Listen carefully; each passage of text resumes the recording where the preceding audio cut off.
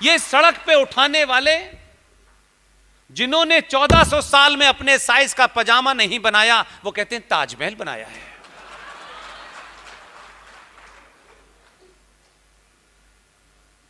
कहते हैं हम अल्लाह पे यकीन रखते हैं, हम अल्लाह पे यकीन रखते हैं, अल्लाह के अलावा किसी पे यकीन नहीं रखते। हमने कब कहा किसी और पे यकीन करो? अल्लाह ने तुम्हें ठीक ठाक भेजा था। अल्लाह को नहीं पता था कान यहां की जगह यहां लगा दें। अगर अल्लाह को तुम्हारा यकीन है तो अल्लाह ने जो भेजा था तो फिर उसके साथ छेड़छाड़ क्यों की? तुम अल्लाह को नहीं मानते, तुम मक्कार हो।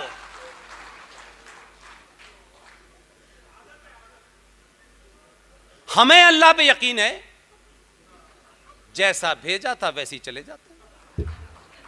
हमने एक ही गलती की, जो चीज आपने बनाई, आपने बंदर की तरह उनके हाथ में पकड़ा दी।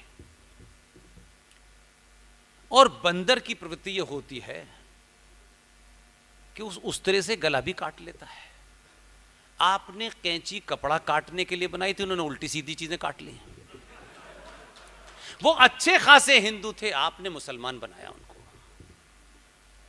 अब उसमें दूसरी उन्हीं की किताब में लिखा है, ये कहीं और नहीं लिखा है, कि वो फरमा रहे हैं उस किताब में जो आसमान से आई है, उसमें फरमाया गया है कि मैं तुम्हें इस जमीन पर भेज रहा हूं। ये जो ह्यूमन बीइंग है is the supreme creation of the God. वो किताब फरमाती है तुम अखलुकुल मखलुकात हो, यानी you are the supreme creation of the God.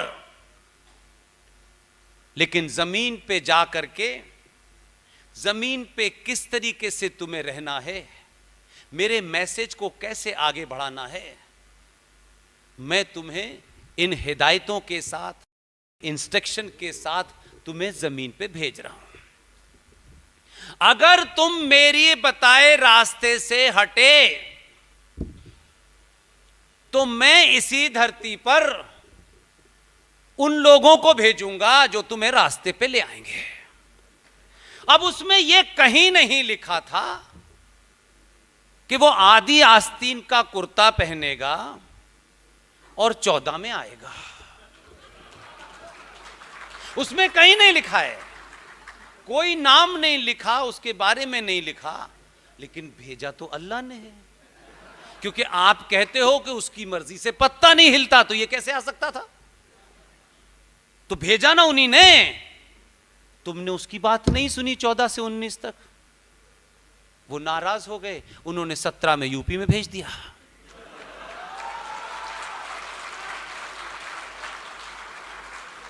लेकिन मुझे अफसोस है मध्य प्रदेश में अभी तक नहीं आया। यहां 60 गांठ वाला है, इसलिए काम नहीं हो रहा है। बनारस की 4 साधारण से परिवार की महिलाओं ने, जिनके भाग्य में यह लिखा था, मैं कंपैरिजन खींच रहा हूं ताकि आपको बोध हो कि आप क्या करने जा रहे हैं। 4 महिलाओं ने विष्णु शंकर से संपर्क साधा और कहा कि 2012 में अयोध्या में मंदिर जब पूरा गिर गया था, तो उस वक्त जब सरकार आई तो उस सरकार ने बनारस के श्रृंगार गौरी मंदिर पे पूजा पे रोक लगा दी थी ताकि कम्युनल हार्मनी न बिगड़े। बात खत्म हो गई। वो 92 की बात थी, बीच में कोई ऐसा माहौल नहीं बना। लेकिन 4 महिलाओं को कैसे ये भव्य ज्ञान प्राप्त हुआ जिनका कोई राजनीतिक लेना देना नहीं, बहुत ही साधारण से परिवार की महिलाएं, बहुत ही सिंपल। वो विष्णु शंकर जैन से कहाँ मिली, कैसे मिली, और विष्णु शंकर जैन से कहा कि हमें श्रृंगार गौरी में पूजा करने का अधिकार दिला दीजिए। विष्णु शंकर जैन ने इलाहाबाद हाई कोर्ट में एक पिटीशन लगाई। पिटीशन जज साहब के पास गई।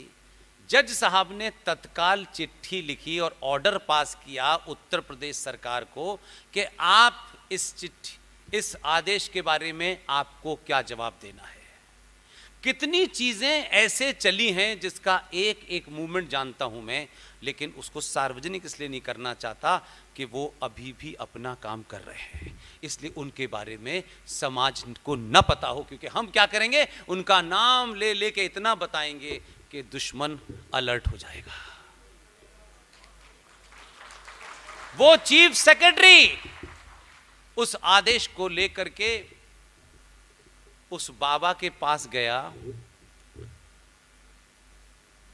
जो बाबा के कपड़ों में जेबी नहीं है, कोई काम पेंडिंग ही नहीं होता वहां।